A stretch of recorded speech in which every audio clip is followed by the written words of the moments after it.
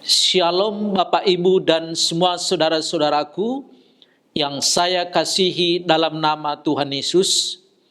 Bagaimana kabar Bapak Ibu semuanya?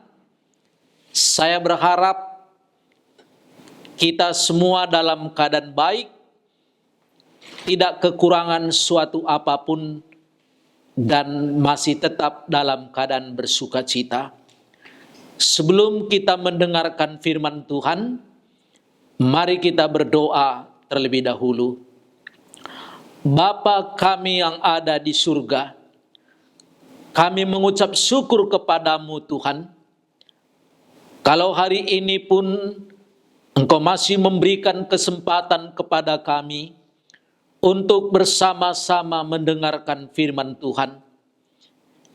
Kiranya Roh-Mu yang kudus menjelaskan bagi kami arti firman Tuhan yang sebentar kami akan dengarkan. Terpujilah Dikau Bapa. Dalam nama Yesus Tuhan kami berdoa dan mengucap syukur. Amin.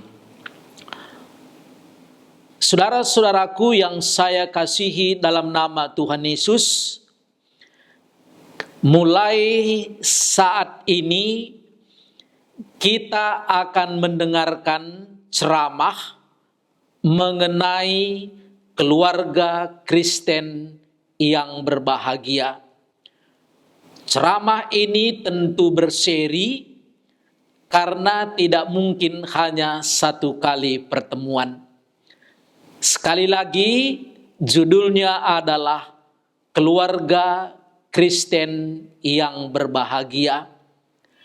Sewaktu kita menghadiri pesta pernikahan, pemberkatan pernikahan bagi orang Kristen, atau juga mungkin pernikahan-pernikahan yang bukan hanya orang Kristen, di mana-mana kita lihat papan bunga, semua mengucapkan selamat berbahagia atas pernikahan saudara A dan saudari B. Karena semua orang berpikir bahwa kalau seorang laki-laki atau pemuda menikah dengan seorang pemudi, pasti harapan keluarganya, harapan famili mereka, harapan teman-teman mereka, dan terutama harapan mereka berdua, mereka akan berbahagia. Itulah sebabnya maka semua karangan bunga, semuanya menyampaikan selamat berbahagia. Tapi fakta Bapak Ibu,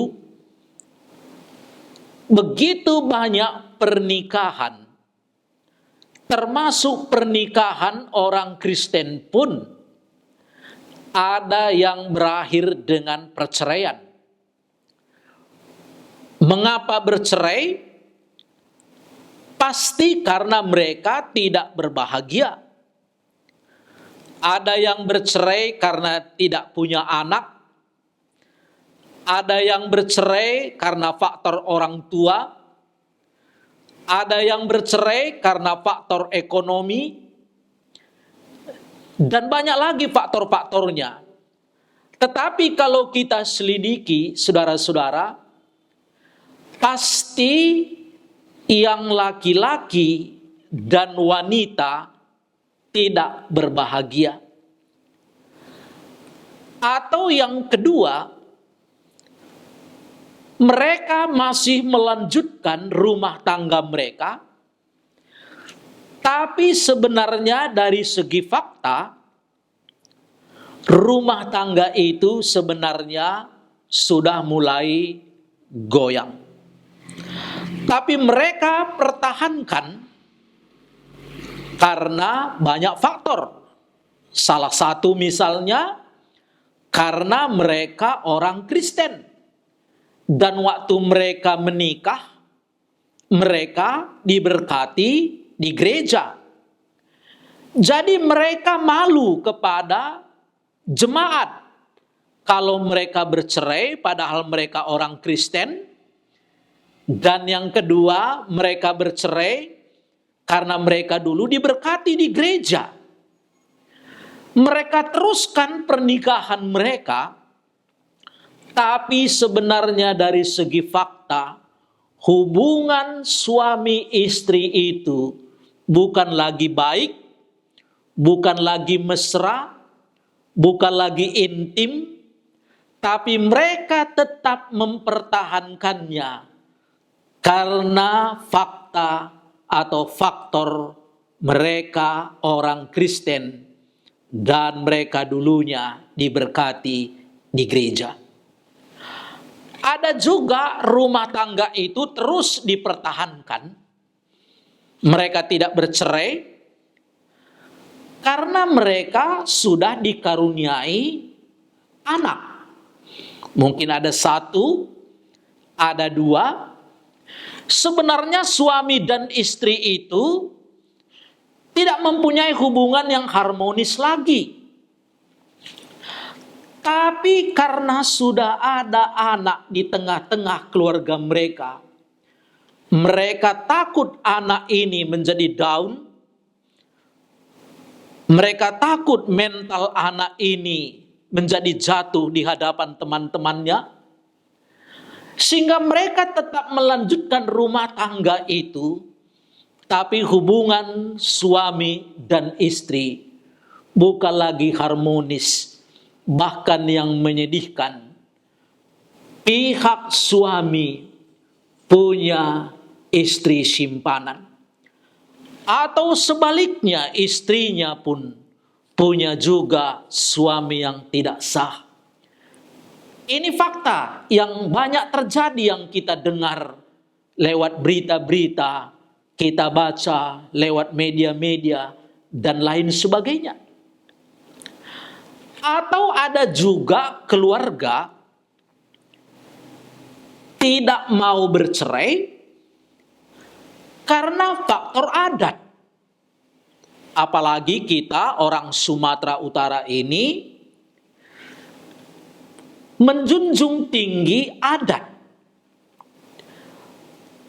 Mereka sudah diberkati di gereja, mereka juga menikah secara adat, diundang famili kedua belah pihak memberikan nasihat pada waktu itu, dan secara adat mereka sudah suami istri.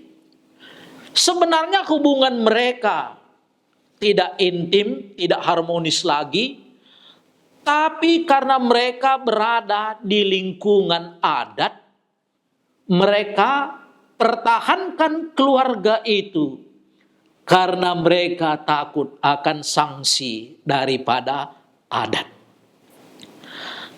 Atau banyak faktor yang lain yang tidak saya sebutkan, saudara-saudara.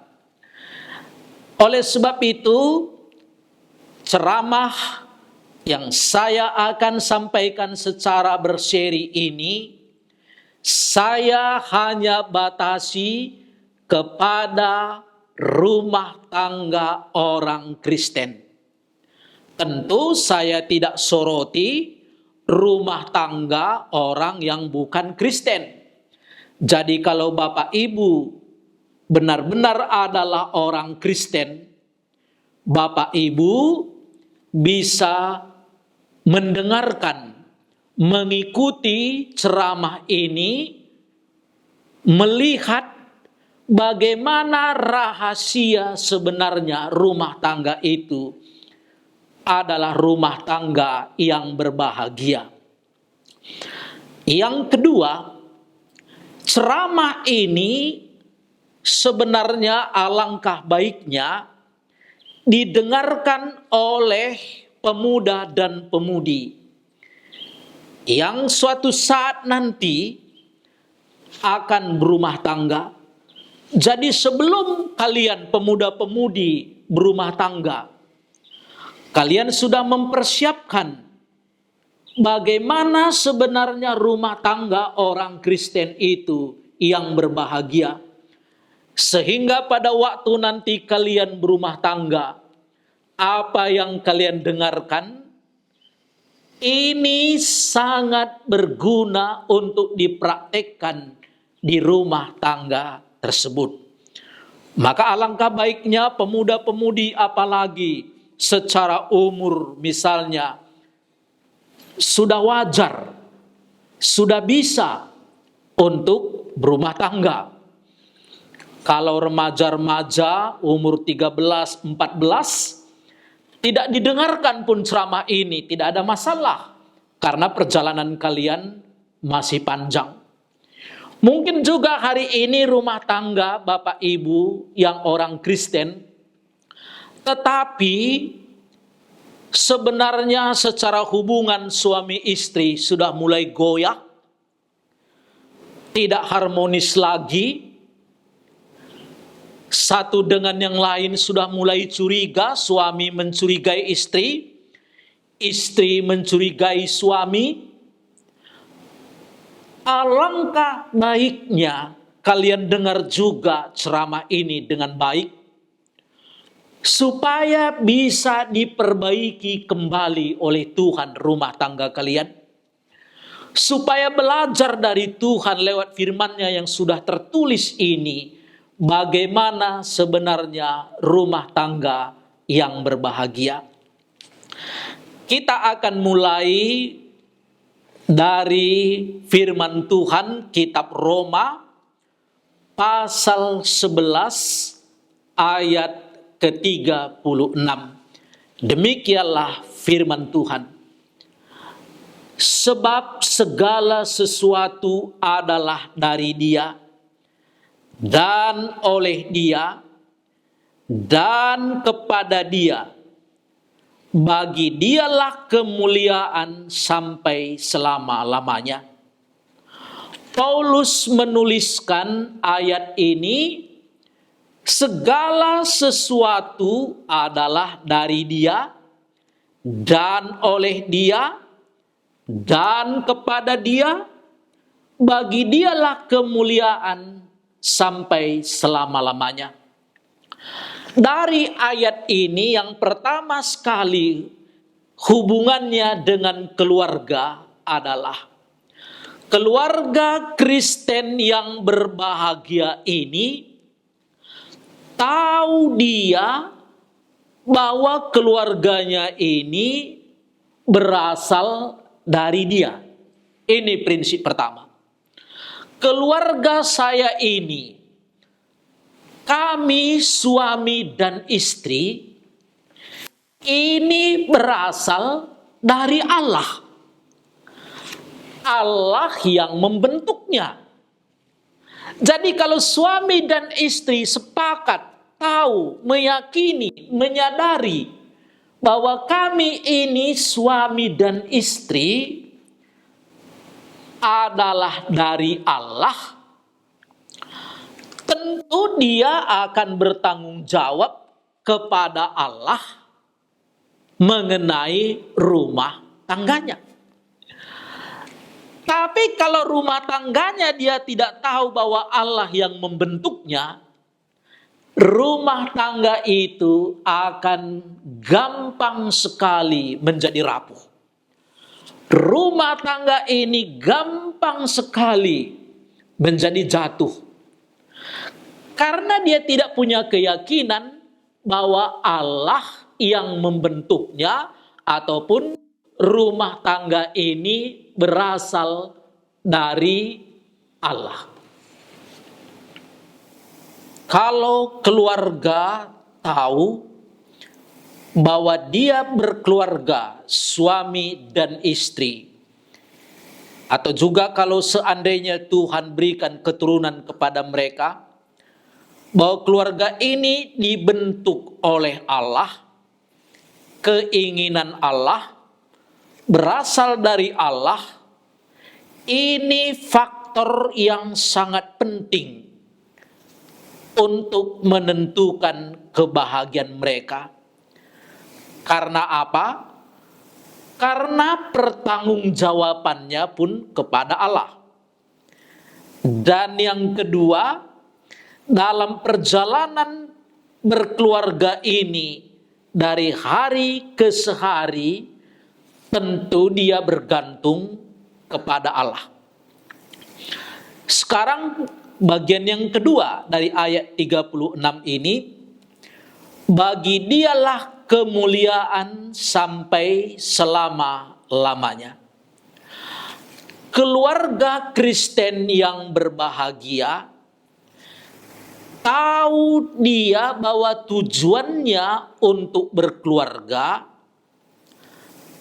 hanya satu yang terutama, untuk kemuliaan Allah. Saya kira dua dasar inilah yang paling penting kita pelajari, yang paling penting kita dalami, baik bagi adik-adik kami, pemuda-pemudi yang belum menikah, dan waktu waktunya kalian menikah, calon suami dan calon istri, ini dulu kesepakatannya. Yakinkah kita bahwa keluarga kita ini berasal dari Allah?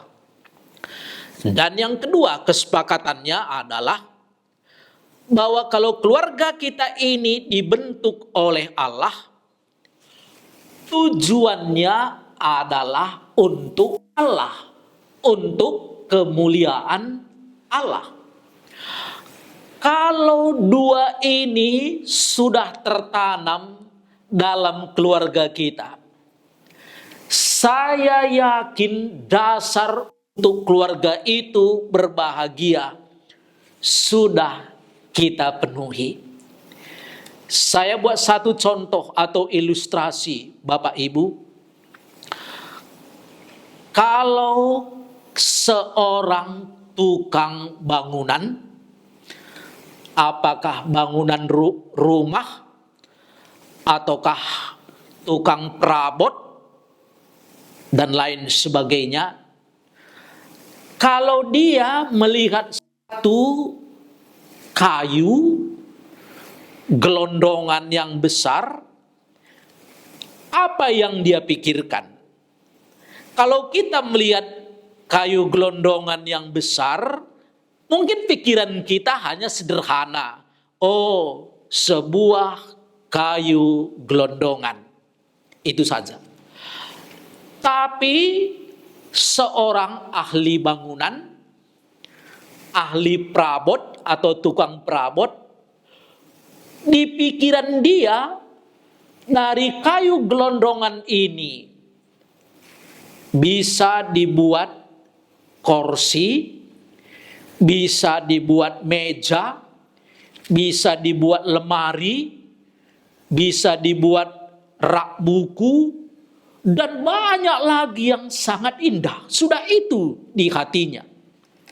Demikian juga kalau seorang ahli bangunan, tukang bangunan rumah, dari kayu gelondongan ini sudah bisa dipikirkannya, dari kayu yang besar ini, kalau dipotong, dijadikan papan, dijadikan broti, lalu dibangun satu rumah yang indah. Karena dia adalah ahlinya. Demikian juga sebenarnya rumah tangga ini, saudara-saudara. Allah kita itu waktu membentuk rumah tangga, tentu yang dipikirkannya rumah tangga yang dibentuknya ini adalah rumah tangga yang indah, rumah tangga yang berbahagia, dan syaratnya adalah rumah tangga ini tujuannya untuk kemuliaan Allah. Saya bertanya kepada Bapak Ibu yang sudah berumah tangga hari ini, apakah kalian berumah tangga? Entah berapa tahun sudah berumah tangga? Tujuannya untuk kemuliaan Allah? Atau berumah tangga hanya sekedar tuntutan adat? Mengapa saya katakan tuntutan adat? Sering sekali dalam masyarakat adat, kalau belum berumah tangga dianggap belum memenuhi syarat untuk memasuki adat tertentu. Sehingga kalau orang belum berumah tangga, dia merasa, oh saya ini belum bisa dapat bagian dalam adat-adat tertentu. Jadi dia berumah tangga itu hanya sekedar untuk menggenapi tuntutan adat. Kalau hanya itu tujuan kita berumah tangga, saya yakin kita akan menghadapi problema di kemudian hari. Oke, secara adat kita bisa memenuhi tuntutannya, tapi kan kebahagiaan tadi kan bukan ditentukan oleh itu saja. Kebahagiaan ditentukan oleh apakah tujuan kita berumah tangga ini memuliakan Allah atau tidak. Atau yang lain, ada orang berumah tangga hanya karena faktor usia. Misalnya laki-laki umurnya sudah 30 tahun, wanita sudah umur 28 tahun, asal dia pulang kampung. Semua sibuk bertanya, kapan kamu menikah? Tunggu apa lagi? Tunggu pun pasti tambah tuanya, tidak mungkin tambah muda. Itu saja terus didengar dari keluarga, dari sanak famili, dari orang tua. Karena tidak tahan dengan suara-suara seperti itu, akhirnya dia berjumpa dengan seseorang yang mempunyai pergumulan yang sama. Akhirnya dia bersepakat untuk menikah. Karena hanya sekedar himbauan orang tua, himbauan sanak saudara, himbauan teman-teman yang lain, karena umurnya sudah dewasa. Saya yakin kalau hanya sekedar itu maka kita menikah, tapi tidak punya tujuan yang jelas, pasti rumah tangga orang Kristen seperti itu jauh daripada kebahagiaan. Oleh sebab itu janganlah menikah hanya sekedar karena umur kita sudah dewasa.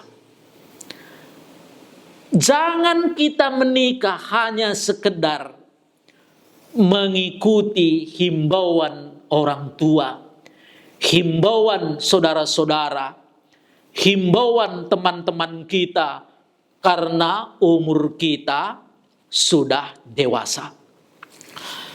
Tapi kita menikah, bahkan sebelum kita menikah, kita dengan calon pasangan kita sudah merembukkan untuk apa kita menikah hari ini. Kalau hanya menikah karena tuntutan adat, kalau hanya menikah karena tuntutan umur, tapi tidak punya tujuan yang jelas. Itulah sebabnya maka banyak orang menikah, orang Kristen, tapi rumah tangganya kacau balau. Rumah tangganya tidak menjadi contoh. Rumah tangganya bahkan menjadi batu sandungan bagi orang lain, sehingga orang lain tidak mau menjadi orang Kristen. Kan banyak kita dengar, lihatlah di sana orang Kristen, suaminya mabuk-mabukan, istrinya jarang di rumah. Lihat di sana, itu orang Kristen. Suami dan istri bertengkar terus. Karena apa? Karena mereka tidak tahu bahwa rumah tangga itu dibentuk oleh Allah. Dan tujuan rumah tangga itu adalah untuk kemuliaan Allah. Jadi ini prinsip dasar yang penting kalau rumah tangga kita ingin berbahagia. Rumah tangga orang Kristen itu adalah rumah tangga yang berbahagia. Kalau rumah tangga itu tujuannya untuk kemuliaan Allah. Kalau kita pergi bepergian dari kota kita ke kota yang lain, kita pergi ke satu terminal bis, atau kalau di Jakarta misalnya kita pergi ke stasiun kereta api, begitu banyak bis di terminal itu, atau begitu banyak kereta api yang berhenti di stasiun itu, kita hanya menaiki bis atau menaiki kereta api yang tujuannya sama dengan yang kita tuju. Kita bisa saja naik bis, bisnya bagus, AC, mewah. Tapi kalau tujuannya bukan ke kota yang kita tuju, membuat kita menderita. Sudah di tengah jalan baru kita tahu, oh rupanya bis ini bukan ke kota yang saya tuju. Kita bisa naik kereta api, di perjalanan kita tahu kereta api yang kita naiki ini bertolak belakang dengan kota yang kita tuju. Karena apa, saudara-saudara? Kita tidak perhatikan bis atau kereta api tujuan mana yang dia capai. Rumah tangga hari ini saya yakin, apalagi kita batasi rumah tangga orang Kristen, banyak menjadi kacau, banyak menjadi berantakan, karena waktu berumah tangga, dia tidak memikirkan, dia tidak memutuskan, untuk apa kami berumah tangga? Hanya sekedar menambah keturunan. Misalnya saya marga Tarigan, supaya ada nanti keturunan marga Tarigan. Hanya sekedar tuntutan adat, supaya bisa ikut di dalam adat. Hanya sekedar karena usia sudah dewasa, daripada terus ditanya orang lain, biarlah kami menikah. Kalau hanya sekedar itu tanpa tujuan yang jelas, itu sama dengan orang pergi ke stasiun bus atau terminal bus. Dia menaiki bus, tetapi tujuannya berbeda dengan yang dia tuju. Kita bisa senang naik bus kalau busnya bagus, dan tujuannya pun sama dengan kota yang kita tuju atau tempat yang kita tuju.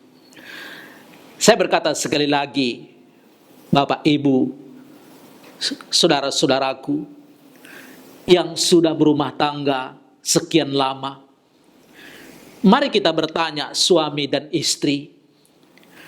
Mungkin selama ini kita tidak pikirkan secara mendalam apa tujuan kita berumah tangga. Setelah dengar firman Tuhan ini, mari kita berdoa. Suami dan istri berkata, hai istriku, hai suamiku, mulai hari ini kita akan kembali ke prinsip Alkitab ini, bahwa rumah tangga kita ini tujuannya adalah untuk kemuliaan Tuhan. Ini standar yang kita pegang, bahwa rumah tangga ini untuk kemuliaan Tuhan, bukan menyenangkan siapa saja, bukan. Bukan untuk mengikuti sekedar adat, bukan itu saja. Bukan sekedar mengikuti kemauan orang lain, bukan sekedar itu saja. Tapi yang paling penting adalah rumah tangga ini untuk kemuliaan Tuhan. Dan secara khusus pemuda-pemudi yang akan berumah tangga atau sedang mempersiapkan berumah tangga, anggaplah ini konseling kepada kalian, supaya rumah tangga kami ini nantinya akan memuliakan Tuhan. Jadi kalau ada kerinduan adik-adik semua, mau berumah tangga, putuskan hari ini. Kalau kita berumah tangga tujuannya adalah untuk kemuliaan Tuhan. Kalau inilah dasarnya, saya yakin kita pasti berbahagia.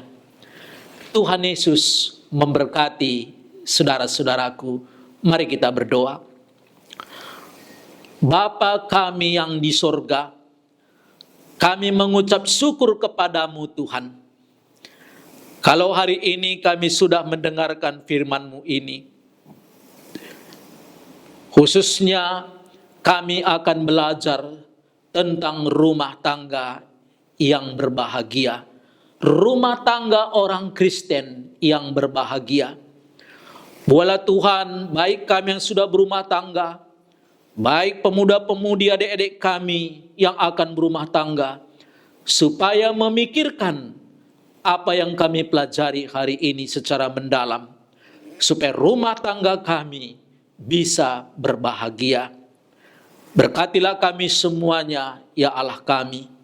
Dalam nama Yesus Tuhan kami berdoa dan mengucap syukur. Amin.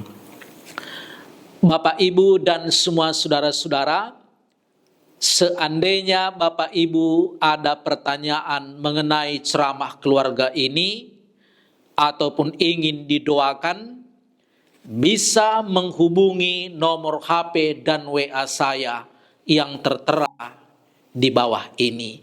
Shalom, Tuhan Yesus memberkati saudara-saudara. Amin.